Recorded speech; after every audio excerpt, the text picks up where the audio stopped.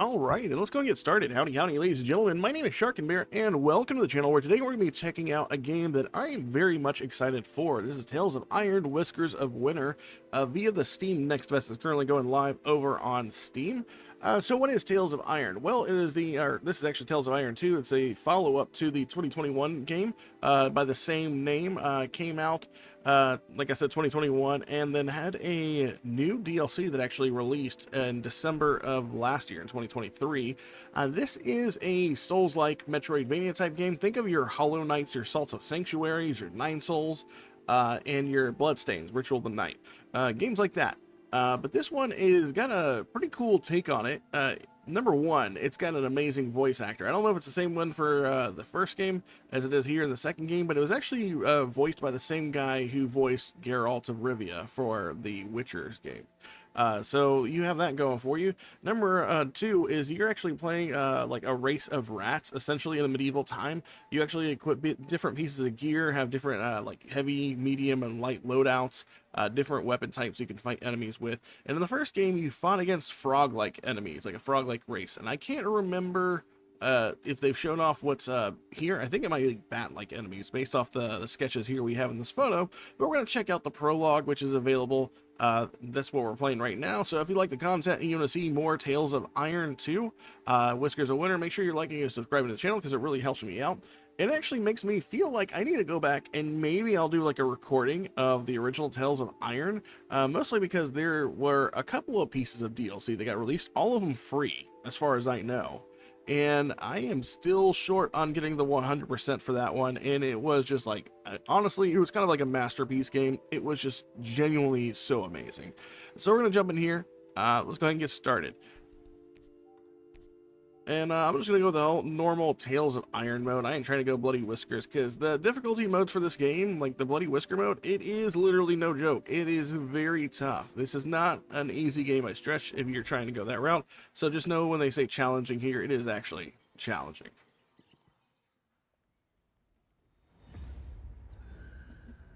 In the north, they thought they knew all there was to know of war.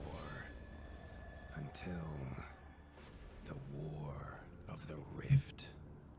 While the Southern King hid, warm in his keep, the Darkwings cut their bloody trail from frozen north to winter's edge. Alone, the Warden and his small garrison turned their whiskers to the icy wind. At the end of hope, in a last barrage, they wiped Batkind from the land and memory. With no sign of the Darkwing's return, in time, few believed them little more than a fairy's tale. But at Mount Cauldron, time had been all they needed. An old enemy claws free of their icy tomb and hungers for vengeance. But not all is lost. King Rattus brings north a cause for hope. A bastard prince, placed in the paws of the Warden of the Wastes to raise as his own. A secret of blood, never to be told. Now, fate calls for a hero in a murderous screech. And one young rat will answer. All right, so we still have Geralt of Rivia basically narrating, and that just makes me super excited.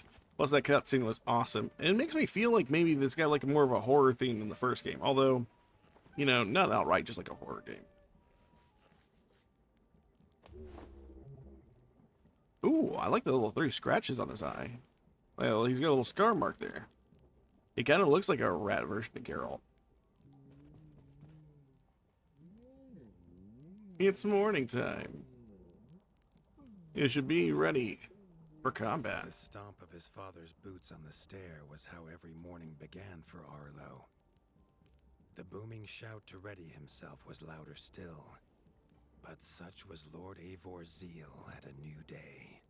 Dawn was breaking over winter's edge, and Arlo was yet to miss one. All right, so let's do equip some stuff. Let's go and equip some gear. Looks like we have the bone helmet. Oh, okay. So we have a couple of options here. Looks like we have maybe a light option and a heavier option. This is the light option. It actually comes with. Are we getting less resistances? It looks like we're getting less resistances for having that on. No. Negative poison resist, extra electrical resist. Got it.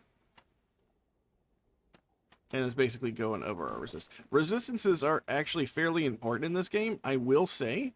In general, speaking, that I believe I seem to remember thinking that you could actually do a lot of stuff with that. Let's see. This is one less resistance, but we do get the electrical. I want to take the electrical. I think maybe we'll just go with the normal helmet. Let's go ahead and swap to our weapons here. Looks like we have a iron axe. This looks to be a. I'm assuming this is probably a two-handed weapon. They might both be two-handed weapons. It doesn't say. And we can see down there in the bottom right-hand corner, that is our weight class that we're in. We're going to go ahead with just the basic sword for now. Looks like maybe we're going to go do some training. And the game looks just as incredible as the first one. Looks like we can press square to go down these stairs. We're following him. This is our safe spot right here. We have little benches that we can basically save anywhere. The horns of the returning hunters, bringing their night's bounty. Arlo's little heart quickened to hear it. The only thrill to be found inside the high walls was a hunter's tales of what lay beyond them. Alright, looks like we got a map. And I've always enjoyed the way they do their map design. Arlo tells himself it's a good life here in Winter's Edge. The bustling of contented ratfolk, the crisp mountain air, and without the endless scourge of frogs the southerners suffer. Why should he want for more? Alright, looks like we're looking for two rat guys, and Arlo we has come no here. memory of his mother, but Hilda's food was a true taste of maternal kindness. With the right ingredients, she would make meals nourishing to body and soul. We don't have a flask yet, but we would actually have a flask, and you actually fill it up with bug juice, which is how you heal yourself. Tiki's shop was perhaps Arlo's favorite, as the shopkeeper had wares from far and wide. But getting him to part with his curiosities was never easy. There was no time for tales of the hunt today. Lord Eivor was already dividing what was an excellent haul, happy to see his people provided for. Arlo longed only to join the hunt, to see the ratdom or even the lands beyond. His father called it a fool's wish. Arlo's destiny was unshakable, much like the keep that would become his by birthright. Alright, so it looks like we need to go back to all these vendors, and we got something to drop off from them. Alright, goods receipt. Proof of delivery for the goods given to the shop. Hopefully they remember when it comes time to trade. Alright. Turn this one in to, what did he say? Her name was Matilda? Oh, we have some ingredients, so we can go ahead and make ourselves some food here. And it looks like you level up your food. Like, the more you create, maybe the better recipes you get.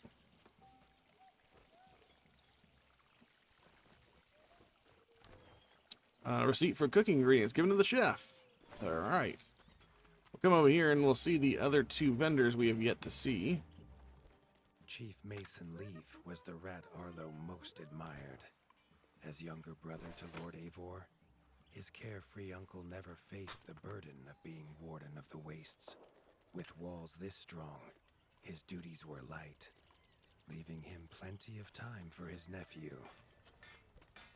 Crunk was a rat's rat, with no interests beyond his forge.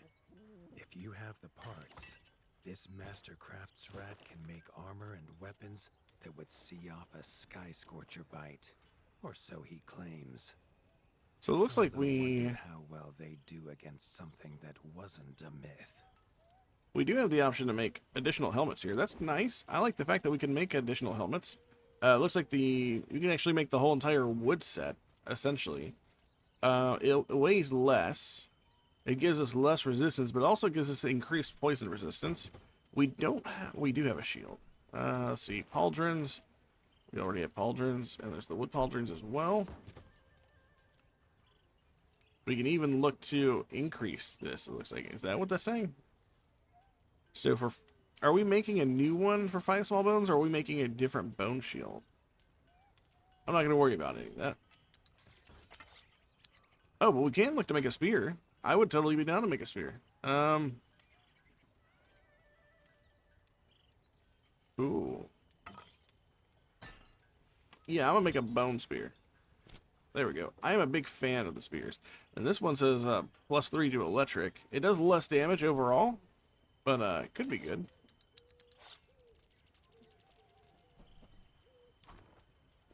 Gonna get that receipt in there. Oh, yeah. Ooh, I like the way that looks. Spears were probably one of my favorite weapons in the first game as well. Just because it gives you that distance, that range. Let's head on back to our father. Hand him in those receipts. Alright, and it looks for our work. We got a hunter's cap, which reduces our weight, but gives us +5 electric resist, and -2 on the resistance in total. We'll just go ahead and put that in our bag. We do have a... You know, we're going to put it all in our bag, just in the off case. Unwelcome news. A family of the reviled creatures ratfolk called backstabbers had moved into the wastes. Eivor told his son to fetch his weapons. Alright, so it looks like we have a destination. The world map allows Arlo to look at the maps of the areas to check for monsters and quests. So the outskirts is where we want to go. Okay. And I guess we got a while to go before we can get there, so looking at that. And we need to go to the right over here to head that way. Again, we can save at any of those benches. We can also swap out our gear at any point in time. We don't need to be we're specific in order to do so. And I assume we're at the Backstabber's fort already. The outskirts. His father had no explanation for suddenly taking Arlo on a hunt. It even gave the hunters pause. Arlo had been taught to fight, and better than most. But rarely had he been tested. He was determined to prove himself. The rugged terrain of the outskirts could have taken all day to traverse, but Arlo's trusty grappling hook allowed him to swing between its many crevices.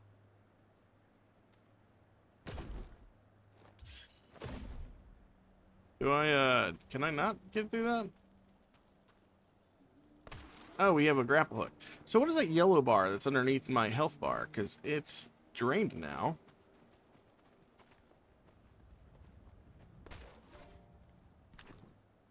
Backstabbers. Strength, electric, weakness, poison. Okay. So we have this spear, and it's definitely electric based. So do we jump? How do we get that? Yeah. It's a slight contextual glow. The feel of a sharp axe cutting through the vines. The wilds were part of his home, and nothing in them would frighten him. Let's go and rest here. There we go. And that yellow bar is still empty. The famous frostberry bushes of the wastes were in full fruit already. Their juice made a healthy tonic, though Lord Eivor preferred them fermented. There we go. So we hold down triangle to drink for the bug juice. Rat, built for strength, not speed. So Arlo found it curious that he challenged him to a race. The prospect of the hunt had filled Lord Eivor with a vigor that his son had not seen in years. or at least since breakfast. We're gonna go and save any time we get, just in case we have come up on any enemies. I die to immediately and shame myself. That's a porcupine if we ever seen one.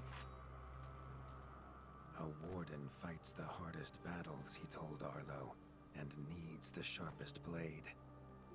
With that, Eivor gifted Arlo his own sharpening whetstone. Okay, so we got ourselves a whetstone.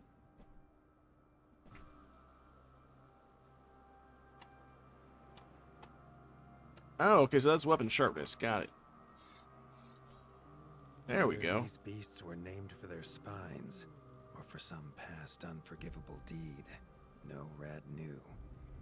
Either way, Arlo was about to find himself at the pointy ends of this brood. Even young backstabber red attacks were brutal, but a well-timed dodge would see Arlo escape unscathed. So we can basically hit them on the backside.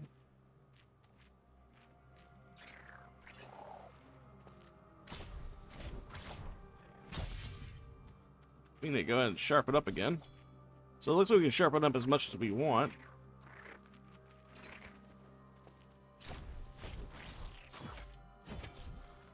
And as always, very animated with the death kills. Backstabber lived up to its name with its deadly white attack, but Arlo's shield could block the deadly spikes.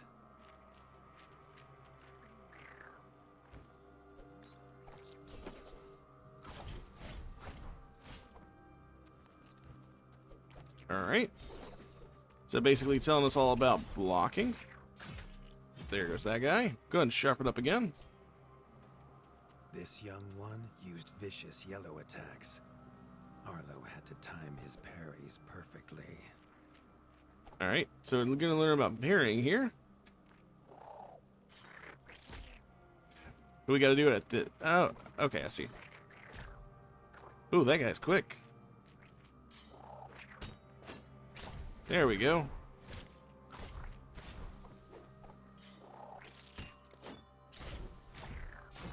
There we go. Yeah, good parry. Keeping sharpening it up. So this spear, it runs out of sharpness very fast. At least we don't have to buy like multiple whetstones. Left her young to fight alone, but the same could not be said of Lord Eivor as he leapt to his son's side. Move out of the way of that.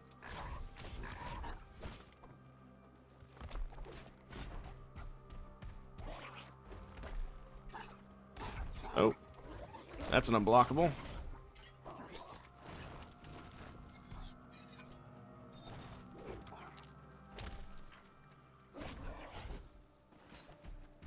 Can we parry the next one? Nope. Not going to be able to parry that. Let's move out of the way.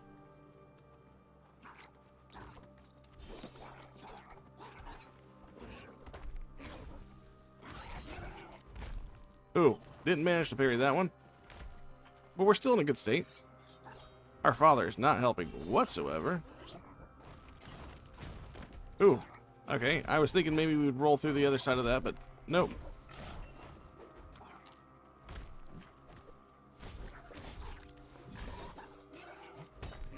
There we go. We got a parry off. Got knocked back. I'm gonna try to heal up. There we go. Keep on drinking our bug juice while we can. Try not to take any extra hits here. I know I did.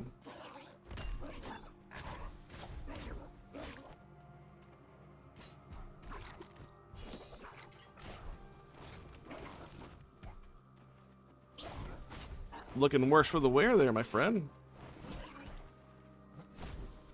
We got an execution. It was Lord Eivor's mighty blade that took her head, but the fight was won together.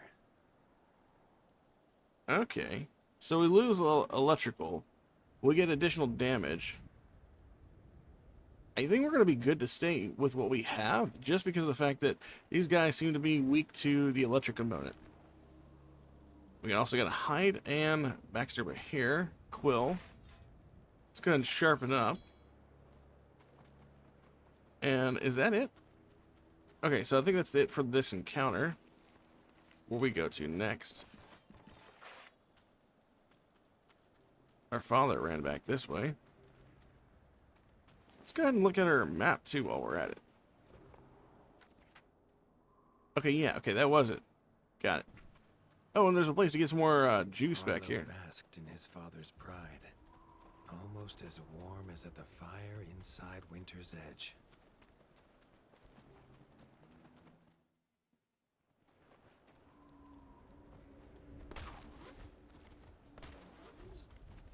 I do love that grapple hook animation.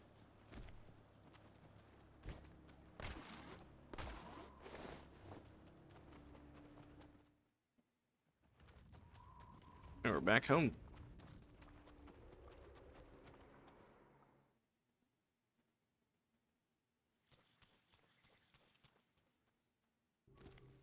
Let's see what else we got here. Triumphant and keen to tell the tale of his son's victories, Lord Eivor set to a night of drinking with the elders. If this is anything to go by, things are about to get very violent if it goes by anything like the first game was, because it got very violent very fast. Okay, so we go upstairs. And we can go to bed. Arlo was reluctant to return to his bed, wondering how long he must wait to hunt again. The booming footsteps that woke him this time were nothing like those of his father. Is that fire? It is fire. Oh shit. It's a fire-breathing bat.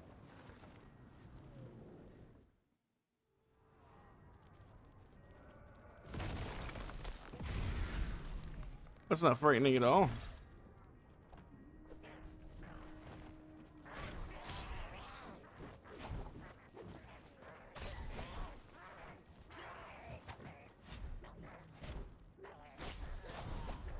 All right. Can we, that one just fell on its ass. Go ahead and make sure we scavenge these guys. We got Darkwing fangs and ears. And oh, we just collected that guy's nose.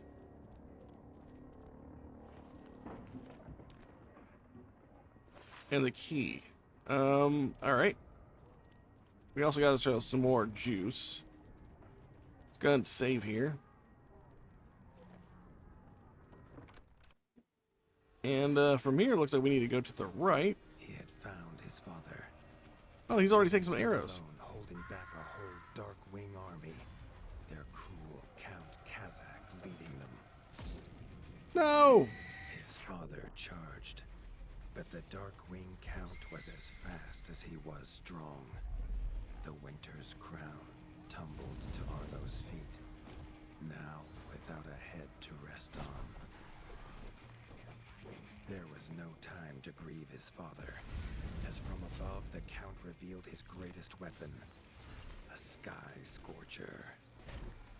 Not a fairy's tale, but an undead beast whose very breath could level kingdoms.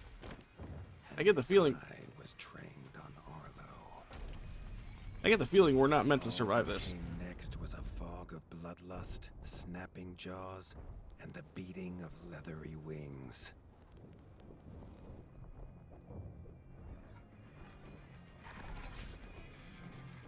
Yikes. All right. But there could be no victory. Arlo awoke, groggy and warm to his father's shouts. Only he wasn't in bed. The warmth was from the fire that had engulfed Winter's Edge, and the shouts were his uncle's. The only other survivor of the Darkwing attack. Leaf was bruised and his hind paws barely steady. He'd seen villagers flee to the outskirts. Arlo knew it was up to him to make them safe. Looks like we're on our own. And we had a lot of our stuff stripped away as well. He'd know these anywhere. Krunk's smithy hammer and Hilda's chef's knife. Arlo wondered why they would leave them here.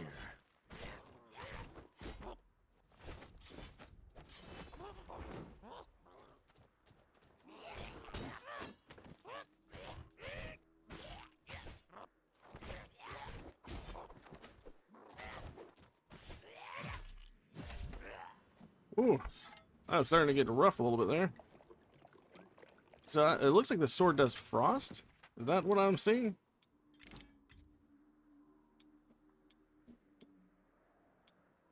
Let's see. This one weighs a little bit more. Let's go ahead and do the axe. It doesn't do frost damage, but there was like a little blue symbol appearing over the bat, so I wasn't sure about that. Let's see. We have that equipped.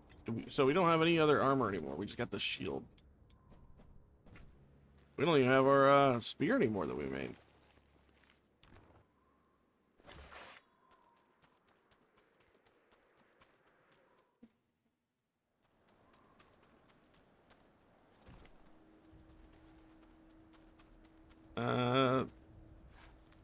What else we got here? Some pauldrons. Okay. Slowly gearing up, slowly.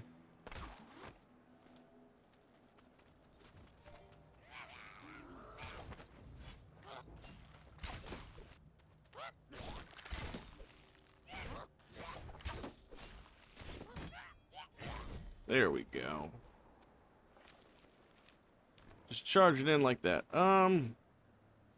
Looks like this is good against ice, and these guys are definitely ice themed, so might as well equip that. And at least we got to keep our grapple hook. At Winter's Edge, no hunters had come to check their traps. Arlo thought he might find a use for them. Oh, absolutely. We're heading back to where we fought the backstabbers at.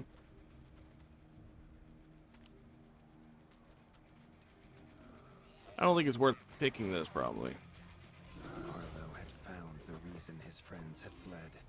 The taunting shrieks revealed that this was Baron Frostovik, son of the Darkwing who took his father, and therefore a perfect target for his revenge. Ooh, we took that hit.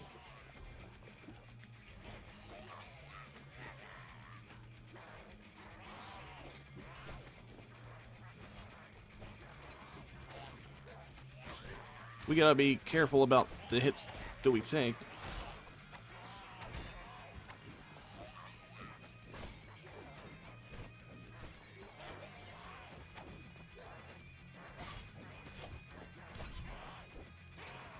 But at least we don't have like a... Oh, we need to sharpen up.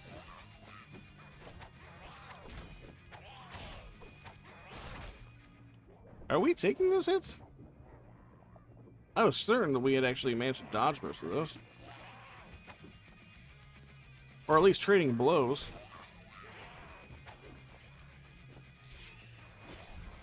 There we go.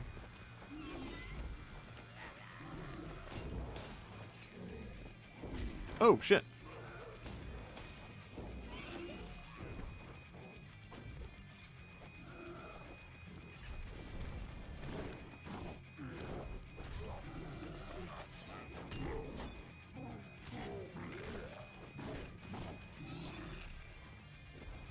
We need to go ahead and sharpen up. Looks like we're going to have another round of enemies here.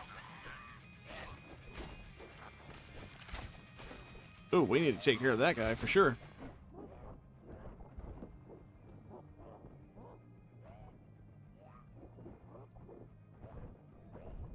There goes one. We can heal up a little bit there.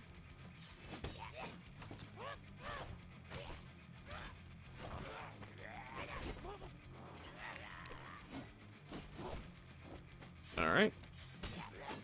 Go ahead and parry him.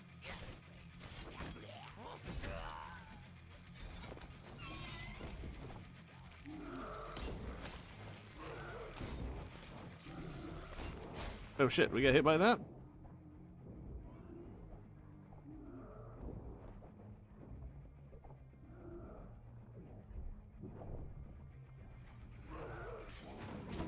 Oh, I thought I parried that. Oh well. It looks we can get. Looks like we're gonna get ourselves a round 2 here, and we managed to keep both of our fire mines there. So let's see if we can do a better attempt on our second. It looks like we need to heal up, sharpen up. We'll take these berries here. Let's go try this now.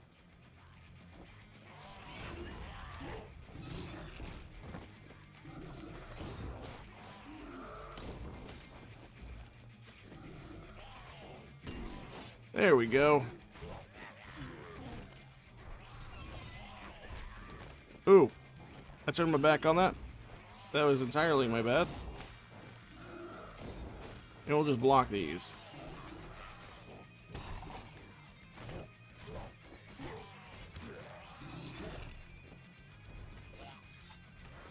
And we'll go ahead and heal up as well.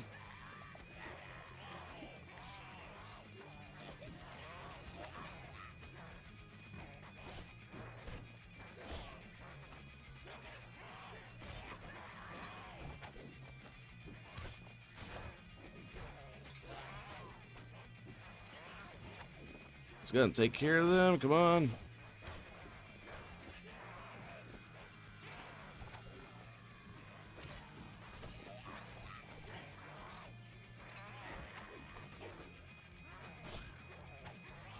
I do need to sharpen up. There we go.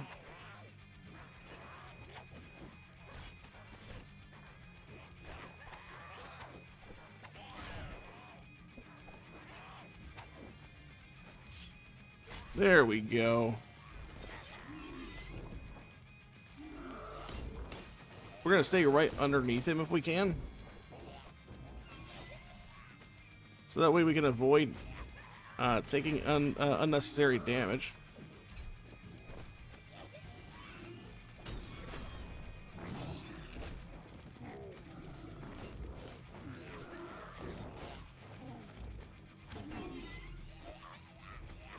Alright, so he's going to take off again. We're doing a lot better than we were before.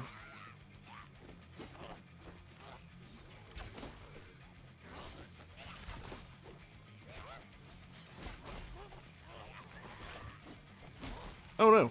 No.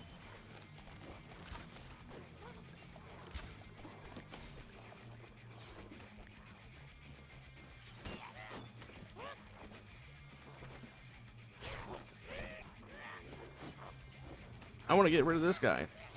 There we go.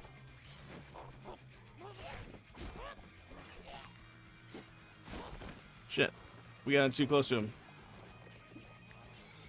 Let's see if he comes in for a... There we go. Variable attack.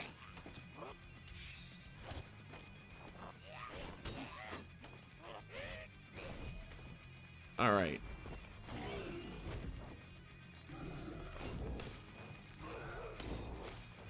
Yep.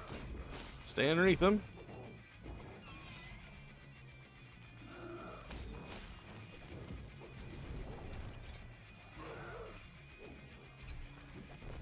Our fire mine blew up. That was kind of weird.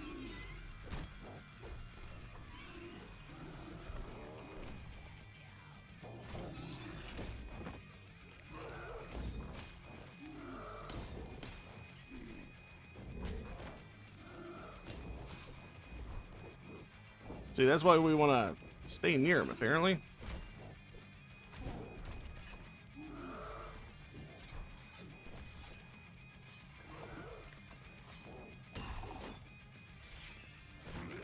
We're going for that charge. And I assume he's going to take off here in a second.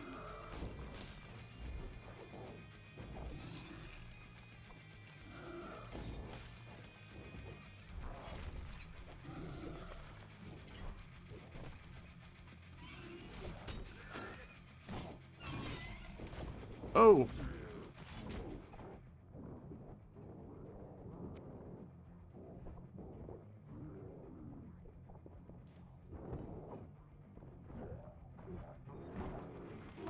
Oh, wow. Okay, that's a lot. Okay.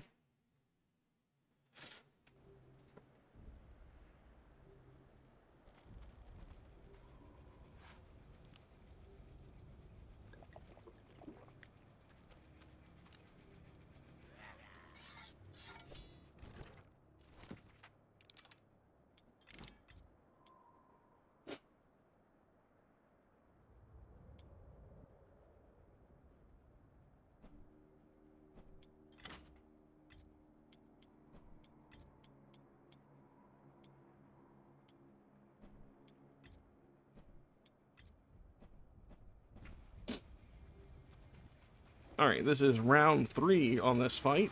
Let's see if we can get him. As long as we block and stay underneath this guy, he shouldn't do any of his sweeping attacks. And we can parry this all right. Follow up with a heavy attack, and this will make him go airborne. We'll deal with these guys first. First series of bats. The next set is the one I'm really concerned about because it's got an archer and a whatchamacallit, a lance guy.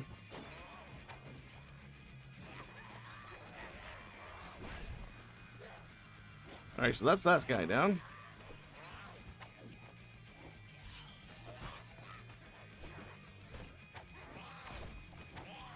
We can't afford to take those hits right there.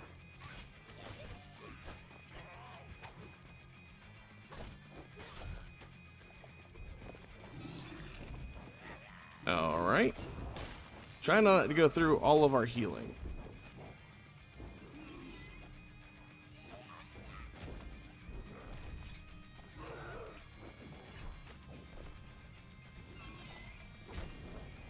Somehow, each and every single time we do that, our mines are blowing up on their own.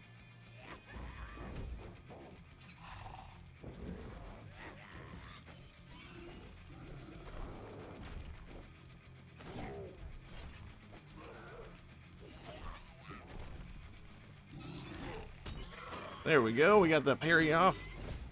But they're going back airborne already? Come on, hang out with me.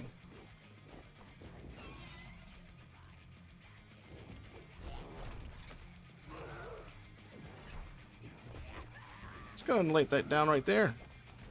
There we go. It's a good chunk of damage. He wasn't happy about that.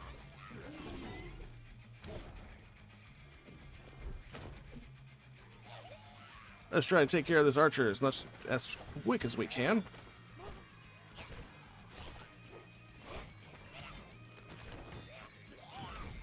There we go. He's dead.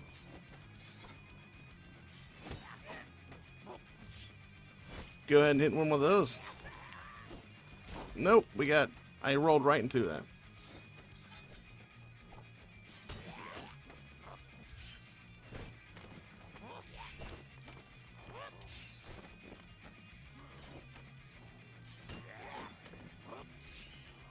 And it looks like we can just pretty much, oh shit, just hit him with these charge attacks. And he'll be fine and dead. It's gonna drink up. Stay underneath him. As soon as we get him 3/4 to his health bar, he'll actually drop and it'll just be the guy on the back of the bat. The tinier bat.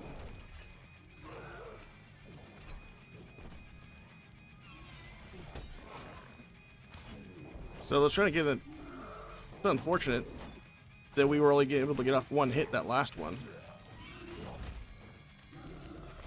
We need time to resharpen our weapon now.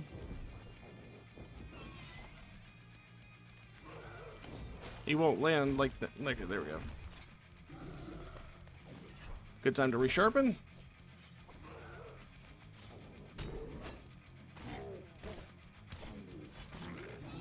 There we go.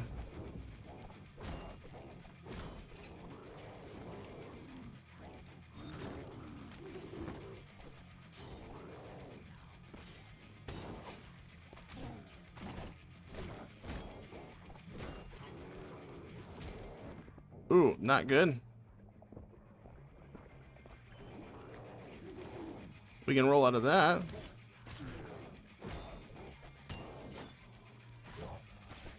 And there we go. We got an execution going.